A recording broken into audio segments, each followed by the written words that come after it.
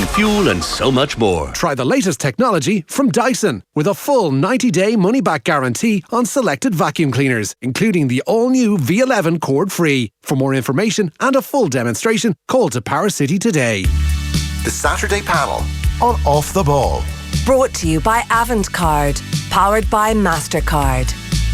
You ain't shit! I wish I was 50 years younger and I'd kick your ass. Well, fans can be the harshest critics, you know. And they often are. A wife is often the harshest critic of her husband. I thought I was invincible. That's what you're trained to believe as a sports person. There was 4 million people in Ireland who knew much more about managing football teams than I did. When it comes to music, I can spoof with the best. Your sporting career is the best time you'll have, and you know you have to hang on to it for as long as your life, because everything else is pretty crappy. And this is not lies. Stephen Rochford has never spoken to Jimmy McGuinness in his life.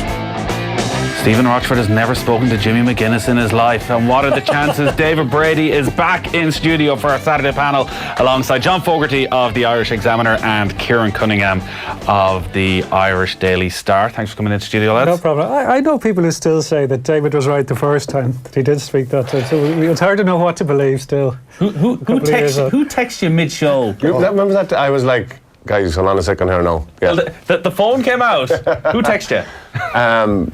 Actually, look, it doesn't really matter, but I could. That was a good source. You're always good for an exclusive on a championship weekend. I think the day against Galway, you said Lee Keegan, he'll be on the bench. He's going to play a few minutes. It's not as bad. Yeah. It turned out he came on. What do you know this time? Absolutely. What's the rabbit from the hat? Man says what I don't know is that it's backs to the wall. Definitely from your perspective, and there might be a little inclusion from a player that's been up the last 4 weeks.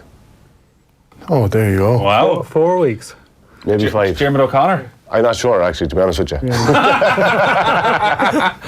Keep your phone on there, anyways. You know one way or another. The Connacht Telegraph have had, seem to have had the inside team, track with the team. Yeah, I wonder how happy James Horn is with that, but I think 3 times this summer they've had the league team, all right. So they didn't. I checked it yesterday. They didn't have it, and obviously the Mayo team was named last. What was O'Connor's injury? Broken ankle.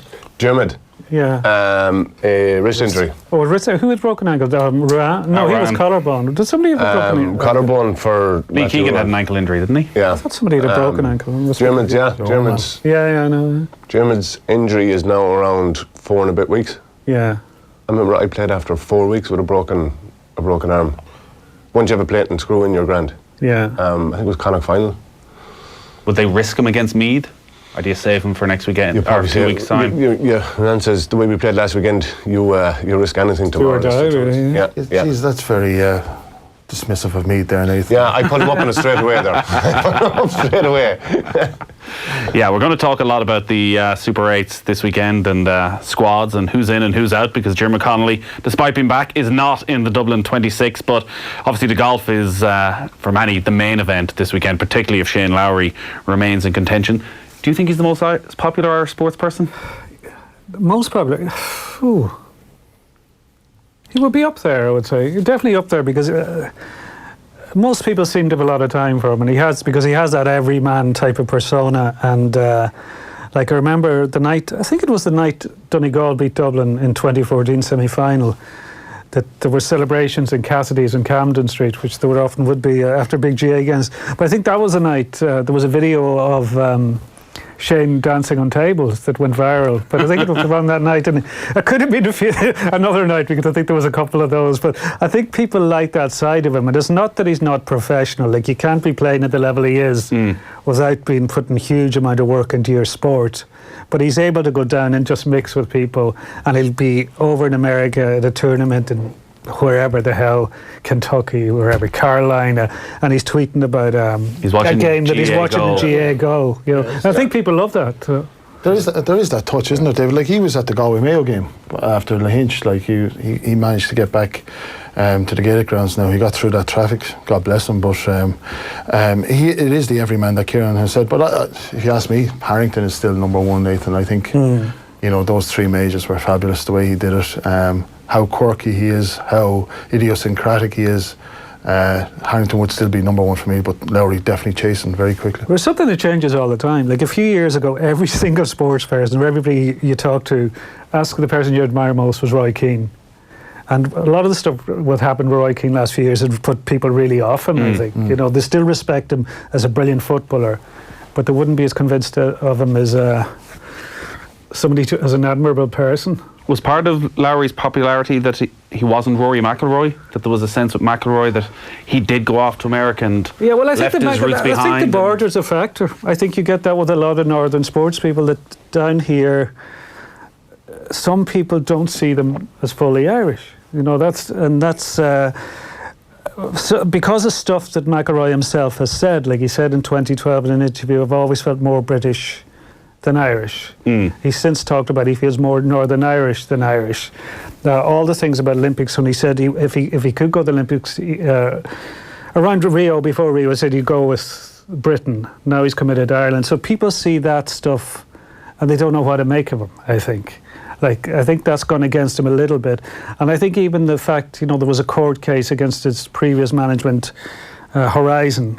I think people just wondered about him, like, about the kind of guy he is, and they don't want him to his up. But the more interviews you read him, he's quite an interesting fella, you know. Well, he's certainly interesting. In fact, probably too interesting for his own good at times, because he comes out, every press conference he has something almost semi-controversial to say, and something that in 18 months' time he semi-backtracks on. Then he's always been quite outspoken. Yeah, I felt for him yesterday, especially how well he played, but at the same time there was something dreadfully missing on the first day there. Like, to go out of bounds like he did, that 7 on the last, even on Calamity, you know, just missing that little tiddler like it is, and lo and behold, that's what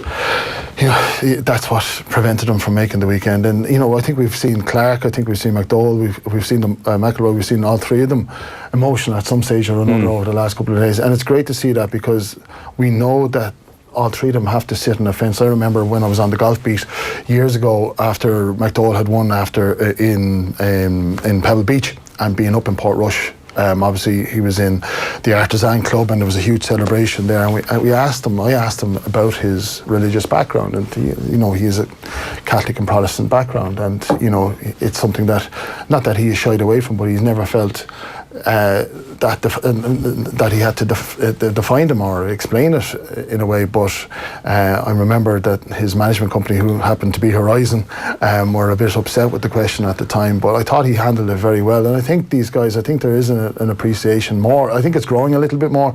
Having said that though, McIlroy with the whole Olympics thing, and now he's obviously flipped on that a bit and is looking forward to the Olympics, and then you wonder, you know, does he, you know, what's behind that reason? You know, it certainly wasn't, you know, I wonder if it is patriotism or whatever. There is a huge question there. Have you seen yesterday, like, the emotion he showed? Yeah. Like, after he finished and knowing he was gone for the weekend. Yeah, well, I think above all majors, I think, you know, this is his home turf. That's his, You know, this has been on his mind for whenever it was decided. When was it fixed? 4 years ago?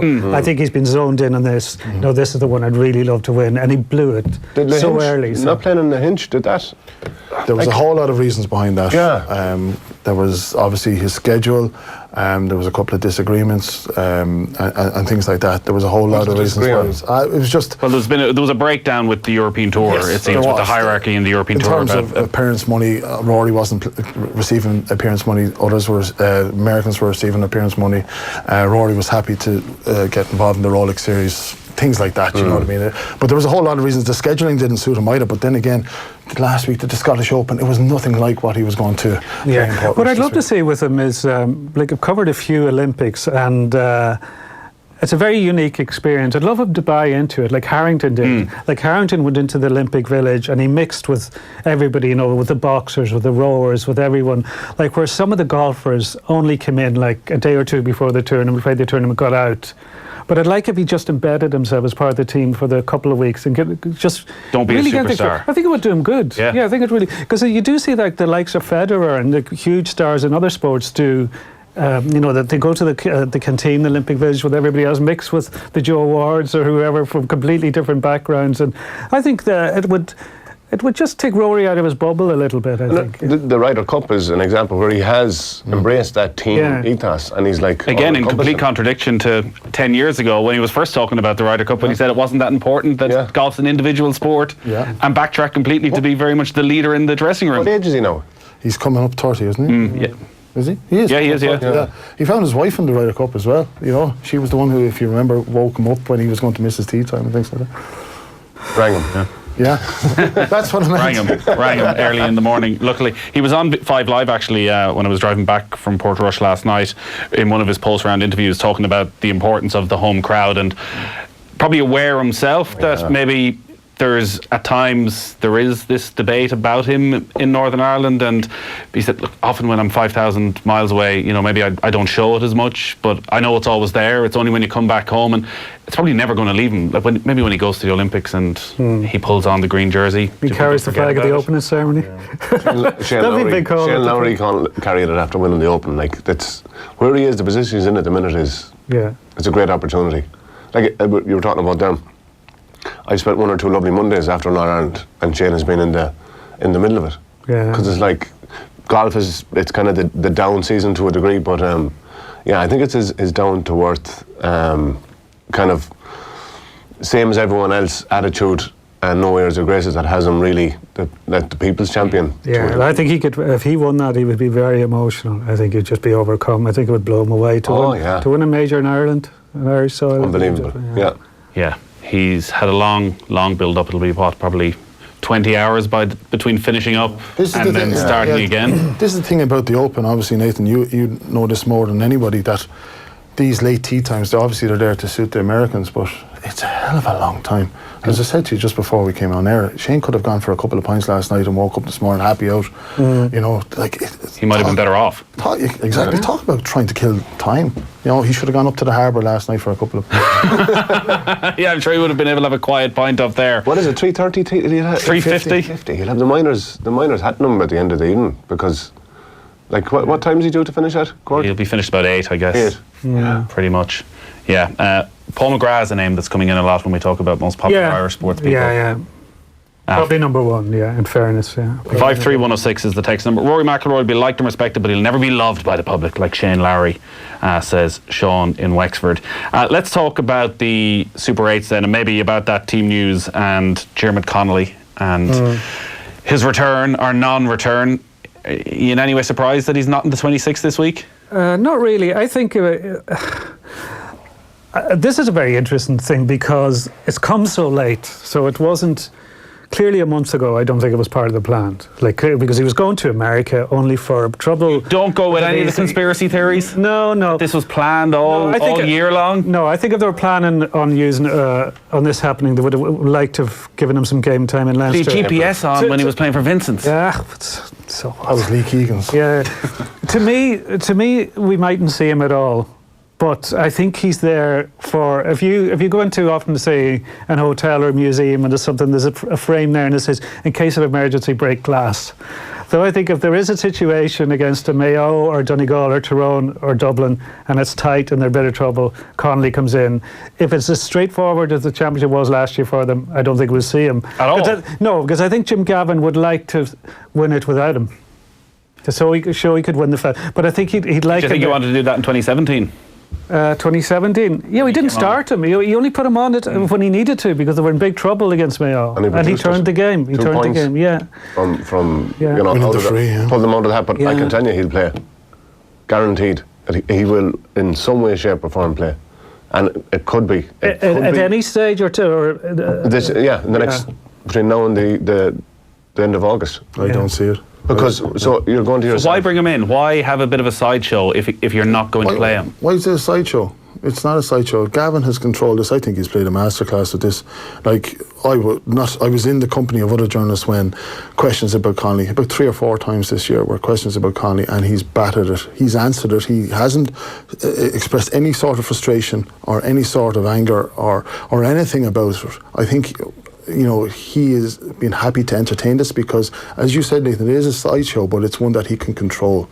And Dublin, believe it or not, are going for the 5 in a row this year, and I think it's a lovely side story. Like, we're talking 6 days after the announcement was made, and we're still talking about Diarmuid Connolly and thankfully we're talking about him because we can't talk to any of the Dubs or the Rossies this week about the game. So Connolly has filled the column inches and he's filled the airwaves in that way. I just think, number one, as Kieran said, he's the emergency break glass option, but he's also a stalking horse in a way for me. In what way? I just think that he's there. He is the guy, or his stalking horse mightn't be the best expression. Like, you've heard of the teaser pony, in that he is the guy who's going to get everybody up to their game. Connolly is there. He is the warning. If any one of yous go. If any one of you, and then let's be honest, the last couple of games, I was speaking to Kieran Duff yesterday about it, the last couple of games, the Dublin forwards have been man-marked and they've struggled a little bit. They have got into it and look how they finished. But number one, things aren't coming off the bench as much. I still believe Connolly won't be the man to come off the bench. I don't believe he'll start, but he's there to play a role. Imagine him on Paul Casey referred to in 2011 the Killer Bees. The Killer Bees were beaten the week before the game against Kerry. The Killer Bees beat the A team, and I think Diarmuid Connolly will be the Killer Bees. He will be the guy. So this is basically a kick up the ass for the subs rather than to replace what they've done. I really do think so. He's there waiting, and the fact that it works on so many levels. That is a distraction as well. We're in the hype. We're talking about Diarmuid Connolly. We're not talking about Dublin hype. But do you not think, John, do you not think that he's another reason he's been brought in is that Jim thinks he might really need a strong option, another strong option of the bench. When you look at the only sub that's made a consistent impact as a forward sub this season has been Dean Rock. Kevin McManaman has come on, I think, 4 games. He scored 1 point from a free. Owen Agar hasn't come on once. Bernard Brogan hasn't made the 26, and I don't think he will make the 26. He's made it for. He's made it today. Okay, but you're looking at the rest. Like Paddy Small's done okay. Paddy Andrews okay, but they're just okay. There's no game changer compared to what they had. There's a huge drop down because you go through Mayo games. I think the subs, Dublin Mayo games, Dublin subs got 213, Mayo subs got 05 in all those games. I think that's the figure, massive. which was massive in the context of those games were so tight. And so I think he figures I might need this option. I can guarantee he needs him because you have no one making an impact and starting the next day.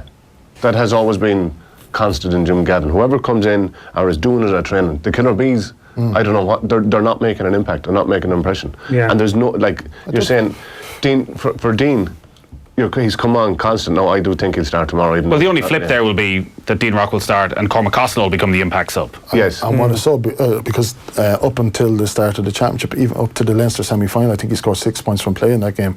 Last couple of games he's been off colour. But he was an all-star form, Nathan. So absolutely, he could be the option to come off. Like Dean Rock, and he was sensational coming off the bench against Meath, but by that time Meath were wilting seriously.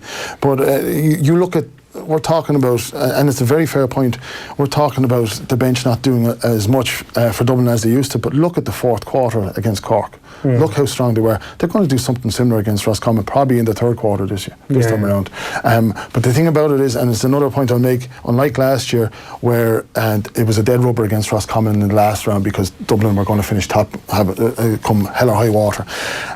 He has to play his strongest panel now. He has to. Does Diarmuid Connolly have an opportunity? Obviously, he didn't have an opportunity this week to make a name for himself, but he certainly does before the Tyrone game. But again, I cannot see him featuring at all. I'd be very surprised, David. Let's hear from Enda McGinley. He was on Thursday night talking about Diarmuid Connolly's return and whether it'll have a positive or negative impact on the squad. You had the situation in Tyrone where Stephen O'Neill was parachuted in. Was it just a couple of weeks before an All-Ireland final? Obviously, much like Diarmuid Connolly, a legendary figure. Was that received by everybody in the squad as a positive, or was there a player looking over his shoulder thinking, I'm the guy who's going to drop out of the 15, I'm the guy who's going to drop out of the 26? The person at that time who was probably struggling in terms of his place in the team and for a wee bit of form and so would have been most vulnerable to Stevie O'Neill coming back was Owen Mulligan. And I remember the meeting clearly. It was Muggsy then. Everybody was sort of talking. And I was thinking about the Stevie O'Neill thing just as you were talking about, Connolly. For us, for a lot of us, we had All-Ireland medals in our pocket thanks to some of the performances that Stevie O'Neill had put in. Some of them Dublin players are in a similar situation because Diarmuid had a massive, as Pillar was saying, Diarmuid had a massive say in a couple of them early All-Irelands. So players don't forget that. I think it's all about how Diarmuid has carried himself and how he is as a fella amongst that squad. If he's somebody that's all about limelight and somebody that's all about himself and it's the story about Diarmuid and all of that there, then I don't think that them players would have taken him back in. But nothing that I've seen from the outside, I'm not claiming to know him well, but nothing that I've seen from the outside would suggest that Diarmuid Connolly is that sort of player. In fact, it would almost appear he's anything but. He sort of prefers to shun the limelight. I don't think he enjoys all the hype and all the story about him. I think he'd just prefer to quietly get on with football. If that's his personality, I think the boys will remain loyal to him. And so for me, the team meeting might well, if there was a team meeting like in Tyrone, I think it would have followed a similar thing, that look, he was part of our group. That group is sort of sacrosanct. You never forget the bonds that you make together, because you come through a lot of tough times, and that Dublin team did back in the day where they were trying to make their name. And as I say, Diarmuid was part of that. So having been part of that and formed them bonds, then them boys will always be open to one of their old men coming back in again. And I think Diarmuid has always conducted himself. It's not the story about Diarmuid. The media and everybody else outside it makes it the story about Diarmuid more than any actions from Diarmuid himself. He's remained completely quiet, despite the fact that if he had wanted to, we would have been talking about nothing but him for a long time. So I think them actions from Diarmuid makes it a lot easier for him to come back into the squad and makes the players happy to bring him back in, because bottom line, he has done an awful lot for them in his time as well. Yeah, that's Enda McGinley there. David, if Jim Gavin is doing, say, what John says and bringing Diarmuid Connolly back in the hope that it sort of sparks everybody to life, all the other forwards, and puts a bit of pressure on, is there not still a big bit of risk with that? Because he obviously can't say that to the players, that actually some of these younger players who are now looking over their shoulder thinking, actually, he doesn't have faith in me? Well, look at and listen to Enda there. It's a special unit of players. I remember coming back into a Mayo setup in May, and I was gone for a year and a half. I felt I was coming back to my friends, and again the bond that's there. I in no way feel what Jim Gavin doing. And if you take it in a game of poker, he's putting an extra card in his hand, and he intends to play it. I don't think he's going to bluff with it. I think it's in some way, shape or form, because he has what are we 6-7 weeks under his belt probably, and now he has 6-7 weeks looking forward to what is not tomorrow, but you're going the Tyrone game, All-Ireland semi-final, All-Ireland final, and I don't think when you have a player of his class and his capability, it's never ever a risk. Oh, he's got to play, doesn't he? Last 10 minutes in Oma, the game is tied. You bring Diarmuid Connolly on, they even announce it correctly that he's coming on. Imagine what the atmosphere is like. That's what you want. He runs on the pitch. Remember Vinnie Murphy's entrances off the bench years ago? Yeah. There's 3 or 4 fellas hopping off him. They get that anoma of Connolly's coming on. Wasn't it Eric Lowndes who got the introduction? Everyone thought it was Diarmuid Connolly. The week, look at, maybe he'll use the week that he does name him in the team to be some fun. And he mightn't even play him whatsoever. Yeah, I don't. It's going back to your. It wouldn't be a week he names him. It'd be midnight on a Friday night. Yeah, but he'll definitely play some shape or form, I feel. I think he's going to play some shape or form, David, but not on match day. All right, we need to take a very quick break. We will get back to talking about this weekend's games at Dublin Roscommon at 7 o'clock, Cork Tyrone at 5 o'clock. Looking ahead to them next. The Saturday Panel on Off the Ball. Brought to you by Avantcard, powered by MasterCard. Avantcard Reward Plus Credit Card, Ireland's only credit card that gives you interest refunds on purchases. Info correct June 2019. Source ccpc.ie. Avantcard DAC is regulated by the Central Bank of Ireland.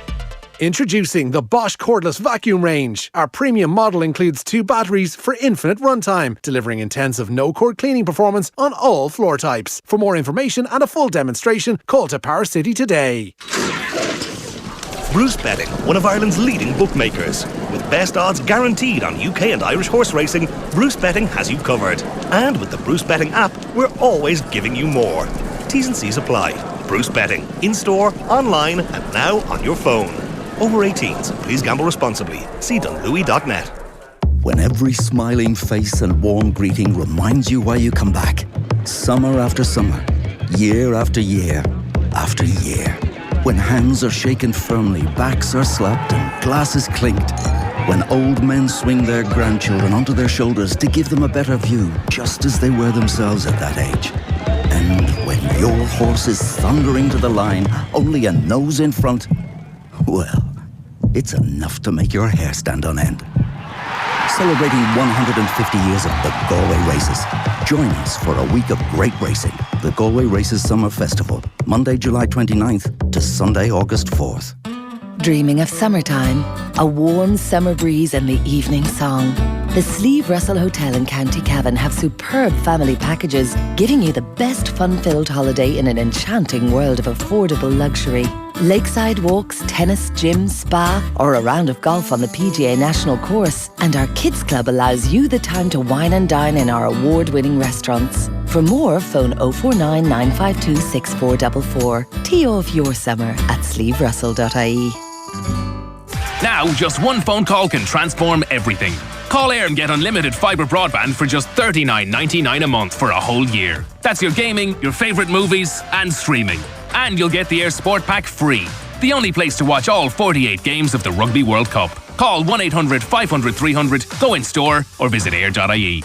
Air. Let's make possible. New customers only. $59.99 a month thereafter. Subject to availability. Air Sport Pack channels subject to change. Bundle activation fee may apply. Full terms on air.ie. Enjoy your independent time this Saturday. As voted by our readers, we reveal the 7 wonders of Ireland in Weekend Travel. In Weekend magazine, how Mairead Ronan stilled the nation's heart and became a glittering dancing queen. And Kevin Dundon gives a barbecue masterclass in Weekend Kitchen with 3 easy, delicious recipes. Plus, don't miss your official Galway Races preview magazine, where we look back at 10 of the greatest Galway memories which left an indelible print on Irish racing. Irish Independent on Saturday. It's your weekend. Let's face it, the Irish summer has serious commitment issues. It's always late, disappears for weeks at a time, and consistently breaks its promises.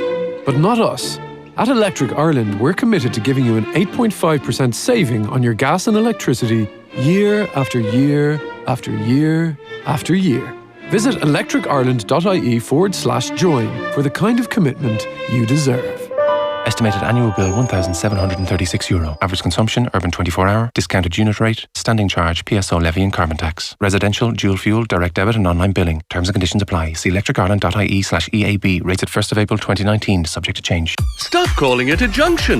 The M4 and M6 motorways meet at a plaza. The new Kinnegad Plaza, open 24/7 for food and fuel and so much more. The Power City sale is now on. For more information, go to powercity.ie or call in store today. Across Ireland on 106 to 108 FM and at newstalk.com.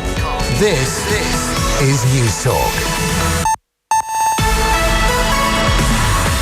Good afternoon, I'm Adrian Harman. British Foreign Secretary Jeremy Hunt says the UK's reaction will be considered but robust after Iran seized a British-flagged oil tanker. State media in the Gulf nation says it took in the vessel because it collided with an Iranian fishing boat. The ship's currently being held in an Iranian military port. Former British Foreign Secretary Malcolm Rifkin says a military coalition is needed in the area. What is indeed required is the temporary introduction of a convoy system protected by military vessels from the United States, from the United Kingdom, perhaps from other countries, to ensure that all shipping cannot be subject to Iranian aggression. Fianna Fáil's spokesman on sport claims the FAI is moving too quickly with governance reform. The association's holding an EGM in Meath today to consider the recommendations in the Governance Review Group's report. Sport Ireland says they must be implemented before it considers restoring the FAI's funding. It was withdrawn in April over financial issues. Deputy Mark McSharry says the association should slow down the reform process. The Lord Mayor of Dublin says an escalation of the insurance crisis could end play days for children. Leisure Insure, one of the biggest providers of cover for the leisure sector, says it's pulling out of the Irish market. The move could put thousands of jobs at risk in Bouncy Castle Hire, leisure centres, drama schools and soccer coaching. Lord Mayor Paul McAuliffe says tackling insurance fraud needs to be urgently looked at. Today in the Mansion House I'm holding the first ever play date with the Lord Mayor, and that's to celebrate and champion the idea of play. The difficulty with the news today about Insure Leisure is that we're going to reduce the opportunities that families have to enjoy time with each other. It's time to do something now in the insurance sector. We need to respond to the recommendations of the Insurance Working Group. We need to ensure that we've a dedicated national fraud unit within Garda Síochána. And today marks 50 years since the first ever landing on the moon. The space race to the moon started in 1957 when the Soviet Union sent the first artificial satellite into orbit around Earth. But the US won the battle to set foot on the lunar landscape, with Neil Armstrong and Buzz Aldrin doing so 12 years later. That's all for now. More in an hour. News Talk weather. Dry today with a mix of cloud and sunny spells. Some showers will affect the west and southwest. Top temperatures of 17 to 21 degrees. And now you're up to date on News Talk. Off the ball. This is News Talk. All right, welcome back to our Saturday panel. Kieran, Cunningham, John Fogarty and David Brady alongside me in the studio. 53106. So it is round 2 of the Super 8. So we going with the Croke Park fixtures or the neutral venue fixtures, Kieran? Well, it's Croke Park fixtures. So then it's all fair and well that play their second game we there. don't really need to go into this again. This is a clash of the backroom teams. Like Kieran Downey's point, he made it on Sky last week and he made it in our paper as well, but that it should really be a neutral venue. No game. I thought you weren't going to go into it again. No, but just a quick one. But some people say, just have the Dublin game in neutral venue. But he's made the point that all these games should be out of Croke Park. And I think there's something to that because there's so much lip service paid to rural Ireland by the GA and that rural Ireland is in trouble and is in decline. And you look at the atmospheres in both the towns as well as the grounds in Killarney, Balbafay and Roscommon last weekend and the lift that gives the local economy. So if you had a couple of these games in Portlaoise. Yeah, I can see where Kieran's coming from because, like the razzmatazz, that obviously the game didn't live up to the billing, but Killarney, I believe, was outstanding. There is, everybody knows it about Croke Park, that you can get lost there, and it's a very lonely place. Jesus, especially when you're losing by a few points. Like the point that we come back to about Dublin, and I know we'll move on to the backroom teams, is Dublin will win anywhere. But it's the margin of the defeat. As Shane Curran said to me there recently, he said if this game was down in Tullamore or something like that, Roscommon might lose by 6 points and walk out with their chests high. Whereas today, if they avoid a double-digit defeat, they're doing well. And also because the Super 8 scoring difference can come into play. That's given Dublin, you're at a huge disadvantage if you'd have played Dublin and Croke Park in the Super 8 because of that. So. And that could be a big factor, maybe not so much in Dublin's group, but actually in the other group where Mayo, Kerry, Meath, Donegal, that, particularly if you're looking at it from a Mayo point of view, if Donegal beat Kerry tomorrow, Mayo are in huge trouble, even if they were to go and beat Meath, or the other way around, because Mayo and Meath were beaten by such a big margin first day out, that it's so difficult then to get that back in that final game. In fact, Donegal could go to Castlebar and just be ultra defensive, knowing that if they don't lose by 6 or 7 points, 12 points, they're fine. Or if Mayo lose, or if Donegal beat Kerry tomorrow, it's good luck, goodbye, and God bless from a Mayo perspective. They won't beat them though. I don't know. I think Kerry are going to win this quite comfortably, to be honest. And I think Owen Ban Gallagher is a huge loss. I think he's a key part of that game plan. I know out of the Meath camp last week it was said that Donegal are a one-man team. Essentially it's all about Michael Murphy. And Michael Murphy is really important, and if Kerry do a job on him, they'll go a long way towards negating them. But there are more of the key players than Murphy. Sean Patton, Ryan McHugh, Owen Ban Gallagher, Murphy, Patrick McBurty, Jamie Brennan as well has come into the frame. But I just think Tyrone, Donegal were much better than them. Tyrone had 5 goal chances. Cavan, Donegal were way superior Ulster final. Cavan had 5 goal chances, scored 2-16. I think it was the highest ever losing score in an Ulster final. Last week Meath cut them open a fair few times. I just don't think. I found this really strange that so much was made after the Cork game of Kerry's defence, saying they don't have the defence to win the All-Ireland and beat Dublin. But Donegal were talked up as Dublin's biggest threat when their defence looks leakier. Or at least Kerry man would be proud of this, I'll tell you. No, but you have to look at it. Like this the stats. This is some show. But the stats are quite interesting. Like if you actually break it down, Donegal have averaged. I saw that somebody put up the figures during the week. Their figures are identical to Kerry. Both have scored an average of 21.5 points a game and have conceded, I think, 14.5. They're exactly the same. But I think Owen Ban Gallagher has absolutely been key. And I think if they can just do some kind of job on Murphy and that Mayo struggled big time with the high press and their kickouts. When Dublin did the high press and Patton's kickouts last year, he cracked. He's a lot more experienced now and a lot more games under his belt. But I think Kerry will have serious questions. I was hugely impressed by Kerry. I know I was down at that game. I know Mayo were terrible. But I think that the scoring power, like I just can't see in that Donegal defence when it's not just Owen Bannon outside. Paddy McGrath was man of the match in the Ulster final. He was out injured last week. He's doubtful tomorrow. There's doubts over Oran McFadden Ferry, who's another of the man markers. I just don't see how they're going to mark Gainey, Stephen O'Brien, David Clifford especially. Like David Clifford is a sensation. Like he is. Even and the presence that he gives to that full forward line, he doesn't come out of it. He came out outside of it once during his kind of general play, but they know, and it's direct up the middle. Yeah. Like they were outstanding. Now again, it's a different creature they're playing against tomorrow. Yeah. Again, it's Croke Park. It's not like Killarney is massively and it's written in stone there. You don't lose in the home venue. What is it? 90 something, 95 the last down in Killarney. Yeah, 95. So that had big. Kerry's record, David, is very poor. I think they haven't won the last 4 or 5 games in Croke Park. In Croke Park, and you're going to yourself, you know what? They were announcing it as a war last week, and it's very much like what it was Galway Mayo.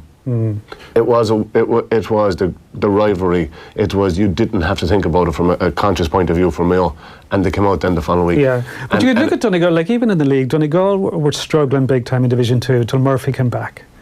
Like, so they're not a one-man team, but he is hugely important. And Kerry have shown they can do a job on him. They don't have an Aidan O'Mahony now, but I think they've known for a long way out that they have to have something in place for Murphy. And that's like, again, with this dummy team, like the Fitzgerald Stadium, Peter Keane might have swung open the gates after Eamon Fitzmaurice had closed them for so many years, but you're looking at dummy teams now. Like 4 changes. Are the gates back open? The gates are back open. They are open for selective nights, but you know, Peter Keane knows he had to plamass the supporters in some shape or form, because obviously he wants the supporters on side. I mentioned to David just there about Kerry's home record. You have to factor in how poor, I know we'll speak about Mayo, but how poor Mayo were. But that was, Mar Sheridan said it to me during the weekend. He was right. That Galway game in Limerick, Nathan, that was like a final to them, and it was such an itch to scratch. Like you know, Horan had such a fantastic record against Galway, and then it just, after Holmes and Kennelly went, it just dissipated. It was the one thing that Rochford didn't have. And you know, that I would question that Mayo team. Ken McSage said it during the weekend. He's right. When Mayo's backs at the wall, you'll see the best of them, and I think we will see the best of them. That was a shot to nothing in a way, that Killarney game, in my opinion. Anyway, I think it was, they were hoping to ride in the emotion and the support of the crowd, but it didn't come to pass. How though do they suddenly get their energy levels back a week later? You know what? Croke Park. It is an injection for this team, and they love Croke Park. You're going.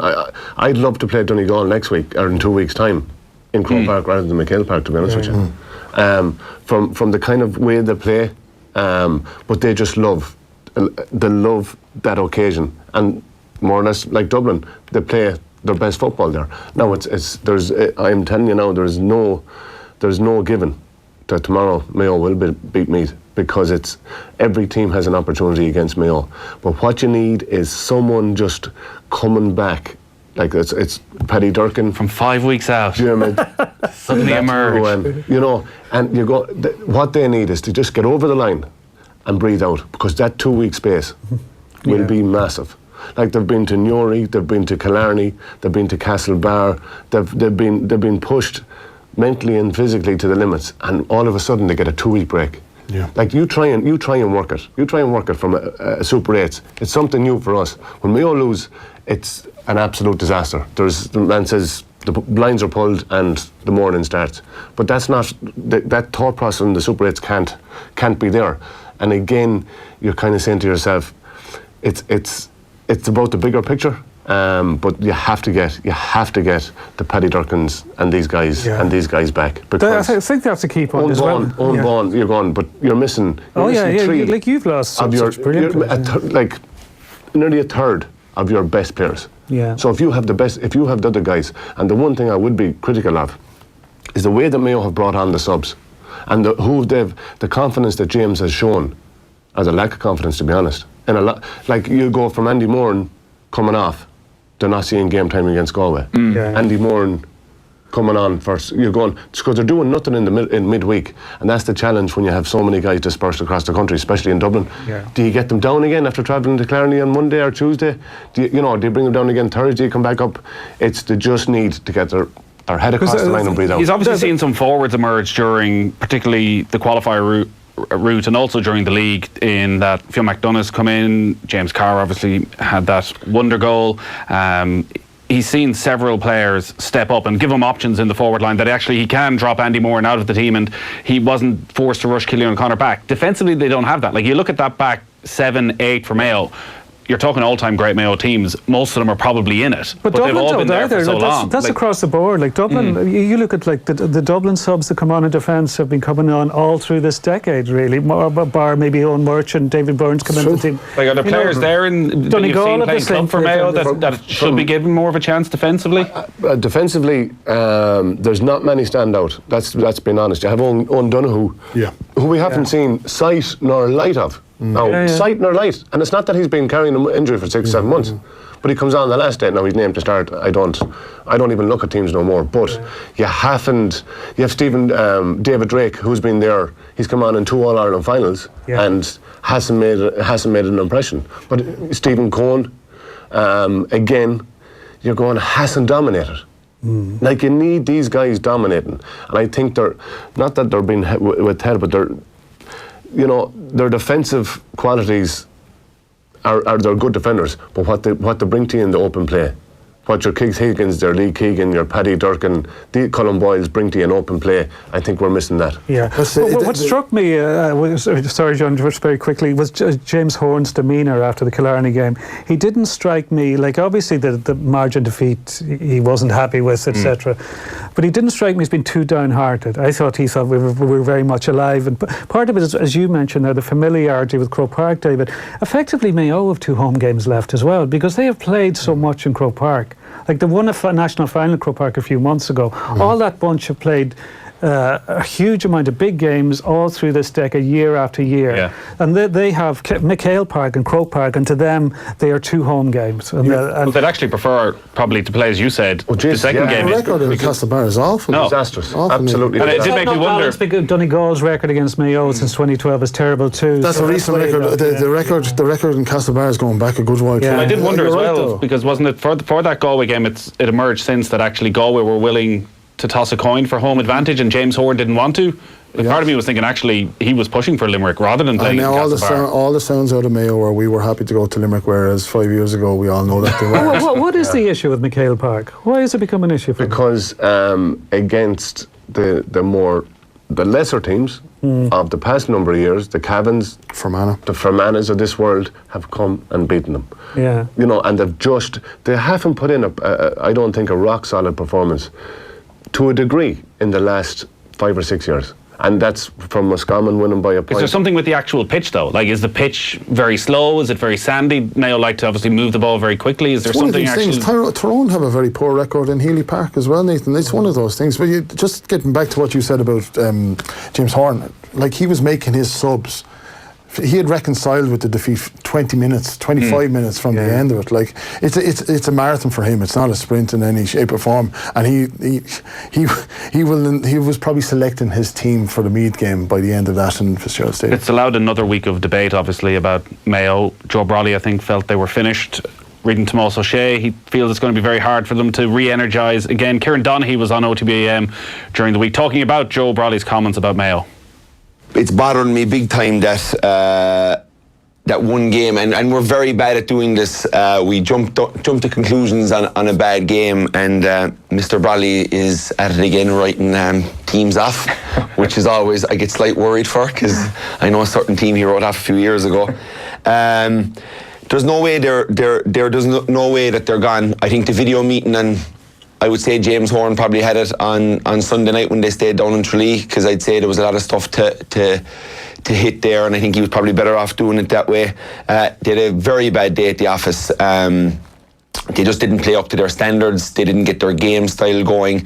They couldn't run the ball because they couldn't win it around the middle of the field. They were just, and Kerry punished them and made them look poorer than they actually are.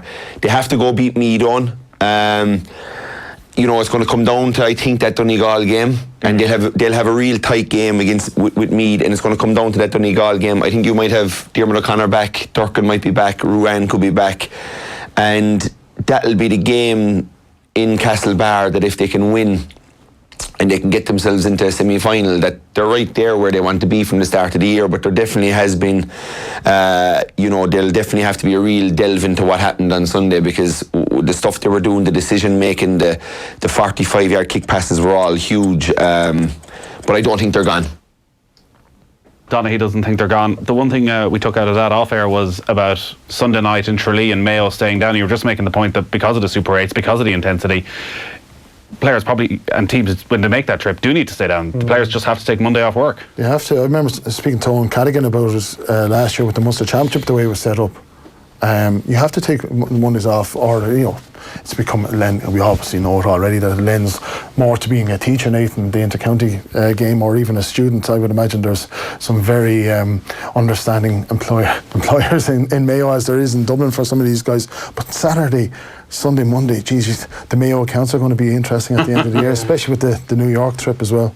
Yeah, well, it's just about recovery, I would say, because this is a vital game 7 days later. So just if they stay local, get into the pool that night, get into the pool on Monday, it just gets them back on track quicker, rather than having to go up the road on a road trip that night, I would say. If you take the Galway game out of it, though, is there not a strong possibility, David, that actually the legs are gone in this Mayo team, that it is one step too far for an awful lot of these players, and that it's just some sort of, they've done it so many times, they've risen from the dead, that there's a belief there among supporters that they're never really gone, but actually maybe this time and tomorrow they'll be found out, and that will be the end.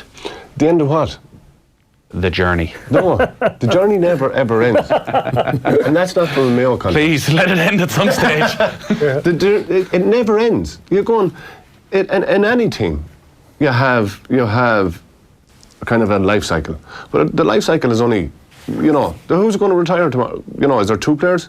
Maybe, if Mayo do get defeated tomorrow, or in 2 weeks' time, or in 7 weeks' time. Probably that's it.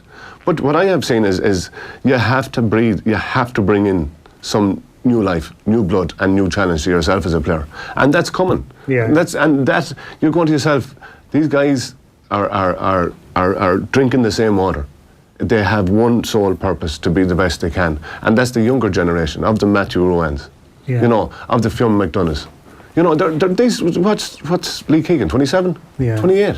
So it's going on 29. Does it? You don't need that many coming every year. You need 1 or 2. It's only a couple of years ago. There was one winter, I think five of the Donegal 2012 fellas retired together. Yeah. And Donegal did go into dip, but it didn't last very long. It lasted a year or 2, and suddenly there were other fellas coming through. And so much is made now, particularly minor level, because Kerry won so many minors. Donegal have never won an All-Ireland minor title, never in their history. They've only ever been in one final. They've only won 2 under-21 titles ever, and the last was in '87. But they generally, every year, they get 1 or 2 good players out of their underage teams, and that's all you need. You're realising now that you were too much of a poor mouth earlier on there, Kieran. I just think Kerry are really good, and I think Owen Bond is massive. I have to defend Kerry here in some shape or form, because Kerry lost 4 players. 4 players. They lost 5 players over the winter. That's a hell. They lost so many All-Irelanders. They include the Aussie rules guys as well. They've lost so many. The two. 100%. James Donoghue obviously missing. Yeah. A playmaker, a guy who's reinvented himself as a playmaker. Obviously, because of his hamstrings, he's been thwarted so much over the last while. Who was Kevin McCarthy? Mike's brother, a beautiful footballer as well. He's missing. He's coming back from injury as well. So I fancy Donegal, by the way, but I forgot about that, Nathan, earlier on. Apologies about that. Never. The main reason for Mayo losing to Kerry was the passing and turnover of the balls. This Tiger Mayo, the pitch in Castlebar is so bad because they play so many club games on it in the middle of winter. It's not. The surface is not great, but you know what? What Mayo went out to do against Kerry was make the ball work. And if you try and make the ball work when you're not really used to it, some of the kick passes was I'm doing this because I'm told, or this is the game plan, because the amount of unchallenged turnovers was criminal. And again, you're going to yourself, the ball is king. If Mayo are going to do well, they have to do one thing. Their half-hour line has to start functioning. Simple as that.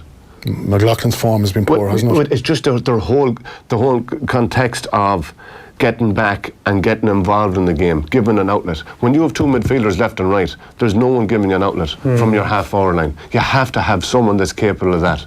And they haven't functioned. And they haven't worked hard enough. Well, one thing I'd be quite interested tomorrow is if you look against Cork, the Kerry goalkeeper, Shane Ryan. Yeah. When the ball was put in on him and they jumped it, they caused him problems, like physical, big men jumping in on top of him and they got goals out of it. And Mayo didn't test him like that at all. I thought Aidan O'Shea would do this sometimes. They put him in and launch it in. And just see, because he's a new keeper, it's a hard thing for any keeper to deal with. And I can see Donegal doing it, like Murphy or McBurty or McGee or Langan, because they have a lot of 6-footers. And they just go in and test it. You have to change it. And it's in the Rochford book to do something extraordinary. We saw him doing it against Tyrone. We've seen him doing it against Dublin on a couple of occasions as well. We've seen him doing it against Kerry, the double bluff in the replay. Rochford is a man for because I think there's going to be a Rochford move tomorrow. Because you saw that in he did a lot of them with Mayo. Like McFadden Ferry made his Donegal debut in the Ulster final. Hadn't even played league, a minute of league. And Bonner clearly is in charge and is a big say as well, but that struck me as a Rochford move. And it wouldn't surprise me if somebody like, say, Owen McHugh is put in for Owen Van Gallagher, even though he's a wing forward, but for his pace, because pace is such a huge part of it, and the other defenders he can put in don't have that pace, but he's lightning fast, and I think they want that pace coming from deep, but not just Ryan McHugh. They'll need more than that. So you have Stephen Rochford among the backroom team for Donegal. You've Donny Buckley on the Kerry backroom team, who was formerly of Mayo. How much influence do backroom team members have? I presume it varies from county to county. How much influence do you think Donny Buckley has on what happens in Kerry? A huge amount. If you look at their tackling technique, and that was the one thing that Mayo was saying from the rafters about how good the tackling was, and you can see it. There's guys ripping. Legally, they're ripping balls out of the hands of their opponents. I saw it a couple of times in the Munster final. Buckley has a lot of friends in the Mayo team. I think at the weekend, certainly for the two league games, definitely for the league final and the game down in Tralee, that he didn't want to be on the sideline. It was that close. Right. Yeah, he was.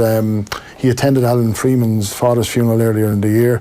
Met up with a couple of the players and whatever, but it was very. He is very much a player's guy. Some people say that he's a bit too close to the players at times, in the sense that he is the guy, who the players can complain to in a way. But you need that. Do you as not well. want that as? Yeah, you do need that. Bad cop. You do need that, but if Buckley, it's amazing when you think about it how good he is, and all the reports about it, he hasn't won an All-Ireland title yet, and that is something that we talk about. It's just a scratch. That is certainly one that Buckley wants to do. Well, one thing, I don't know if you could see it on TV, but another member of the Kerry backroom team is Tommy Griffin, the former midfielder, but he was Mayor Fernia at the weekend, but he was remarkably, he was wearing the same colour top as Mayo's away jersey, the dark blue, and he was on the field. He was on the field for a couple of the kick-outs. Maybe giving water to the Kerry players around the 45. I just wondered, because Eamon Fitzmaurice is a very interesting column about Mayo gamesmanship, but I was wondering, is this an example of Kerry gamesmanship? There's cuterism all over there. We heard it earlier on from Kieran talking about Donegal. That's cuterism. I don't think they're not listening. They're paying no attention to what I say. Griffin Nathan owns a pub with Paul Corkin, who was the previous trainer under Eamon Fitzmaurice. So, talk about continuity there. But in terms of Buckley, as Christy O'Connor has in our paper today, Donny Buckley and Stephen Rochford are best pals. Great relationship again. So it's very, I use the word incestuous isn't the right word, but it is very pally. From knowing and meeting and talking sporadic with Donny, honestly, I think if he never wins an All-Ireland, he's happy to better each and every individual he works with. He's probably one of the least egotistical men. Donegal were keen on him as well, bringing him in, but the distance is too much. The distance is too much. So, but they saw what he brings, and they thought Donegal need that. And the problem is, and let me tell you from a Mayo perspective, once you know what's there when he's gone, you're questioning yourself, because the regard for him as a coach and a developer of individuals, an individual talent plus a team, it's nearly whatever else is coming is second best. And that's hard to adapt to when you're there was he there 4 years in total? Like, he was the one constant denominator. Yeah, you'd wonder what a lot of these players in Mayo are wondering about seeing Stephen Rochford up in Donegal making such an impact, knowing, as you say, Donny Buckley going down to Kerry. No, look, do we give? Is Stephen making such an impact in Donegal? We don't know. Are we overhyping it? Yeah. And like, at the end of the day, he's a coach, but you're going every year. If Galway are doing well, it's Talty. Yeah. If Donegal are doing well, it's Rochford. I met Declan Bonner for an interview a couple of weeks ago, and he was going through what they have, and he says Carl Lacey coaches the backs. He says Rochford coaches the forwards. They have another coach there, I can't remember his name, who does a lot of the training. Rochford does a lot of the training. Bonner does Murphy runs it all. Yeah, but Murphy is a huge say. Yeah, like Murphy, if you're saying there's a leadership group, it's basically Murphy. I think run it all by Murphy. But there's I think the 3 stats people. Rory Gallagher didn't have anybody doing stats from what I remember. So it's I think he's about 20 in the backroom team. 20? So yeah, but that would be Dublin would. I would say Kerry did. Did Mayo have 20? Dublin wouldn't surprise me. Dublin recruited a Mayo stats man there this season as well. So it just shows you, Who's Jim is trying to get. He's a guy who's based in IT Tala. His name escapes me now, but he was with the Mayo group last year. But the Mayo players recognised that earlier this year. Oh, geez, look who's with the Dubs now. Everyone's trying to look for an angle and talk about inside information. It's all over the place.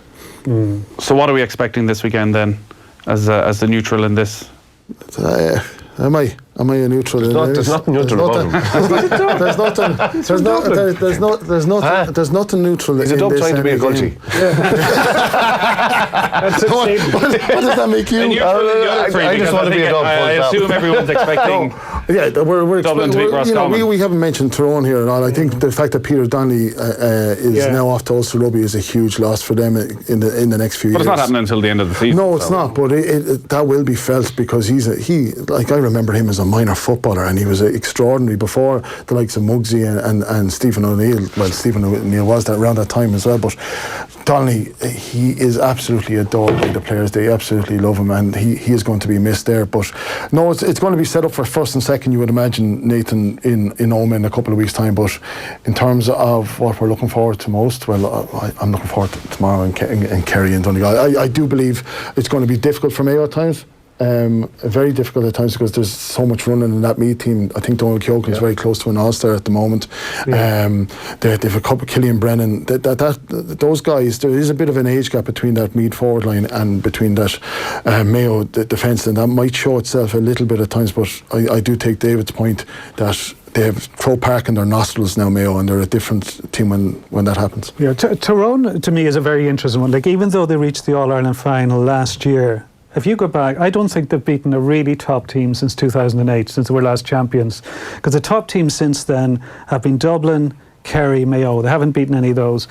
They beat Donegal, but only they lost to Donegal 4 times in a row when Donegal were at their peak. They only beat Donegal when Donegal started to slip. And then when Donegal got a bit better again, they lost to them. So I think that Oma game is massive for them. That even though people say, oh, you can't beat Dublin twice in the same season, it's hard enough to beat them once, I think they have to take a big scalp, because that's the thing. Tyrone beat everybody they're expected to beat, or if it's 50-50. When they're an underdog, they haven't won in a long, long time. And I think that's something they have to get past. David, while we of course bring you in here for your insightful analysis, the main reason is for the bit of gossip the day before the game. You're not leaving here unless you tell us. Is Diarmuid O'Connor going to play for Mayo tomorrow? It depends. If he's needed. Has Jim McGuinness met Stephen Rochford? Yeah. Because Jim McGuinness isn't doing anything. Well, at the I can moment, say that his phone has definitely not gone about off in the last 50 minutes. No. Maybe James Horn could bring Jim McGuinness in for Jim McGuinness a bit of advice. He had a meeting with Donegal last year in a hotel in Belfast, didn't he? He was photographed, so... Yeah.